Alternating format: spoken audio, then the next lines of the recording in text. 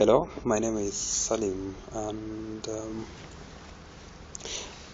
I'm going to be taking you through what Angry Kenyans is. I'm pitching for Angry Kenyans in the Pivot East competition under the Games and Entertainment category. Now, Angry Kenyans is a Java game on the Android platform that is meant to be a social and satirical game, really, because what it does is it gives you a platform to get back to the villains of the society.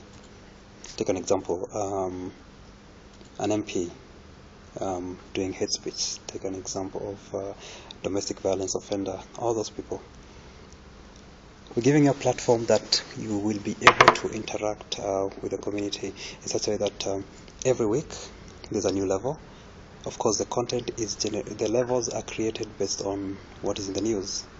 Let's say this week in the news there's a domestic violence issue or a policeman being bribed, just things that are social evils, so to speak. Now, Angry Kenyans is built on a point and shoot model, just like AngryBirds, like Bunny Shooter.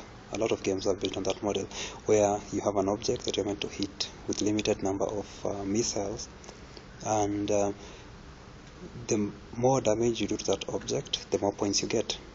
That will be the model. So what you're doing is every week we're going to be having games. Let's say this week stuff happens. That will be the thing in the next week's level of Angry Kenyans. So Angry Kenyans is designed to be very easy to play, just a simple interface, and the game will be self-updating. The users don't need to download the games every time there are new levels or new content or stuff like that, and that was what makes it interesting. Download it once, you play with it forever. So as a business, of course, we're doing the game for social impact, first of all, where you'll be able to do sentiment analysis. Let's say this week a percentage of our players, of our people who have downloaded the game plays, let's say 20%. We know maybe we have 100,000 people. We are targeting 300,000 devices, and our target is actually 15% of those 300,000, so we're looking at 45,000 people. So we'll be able to do sentiment analysis. If this week game is about a politician and 50% of the people play, the next week game is about a corrupt police officer and 80% of the people play, the sentiment there are clear. You know that people are more averse to corruption than the political stuff. That will be the first type of data that we'll be able to collect. Then again, the old versions of the game can be played by anybody for free, but the new versions that come up every week, and by versions I just mean levels, really. The game stays the same. What is updated is the game content, that is the levels that are being played and the objective for that week. They get to be premium games, at least for that week. The advantages being that first, for people who play the premium level, they get eligibility to win weekly prizes. We already have advanced talks and some sort of consensus with most of our partners, where some will be giving weekly prizes for the best player for that week, for that week's level, and monthly prizes, a big prize every month for the most consistent gamer. So there is that incentive for the users to keep playing the game every week. Weekly prize, monthly prize, which is something good.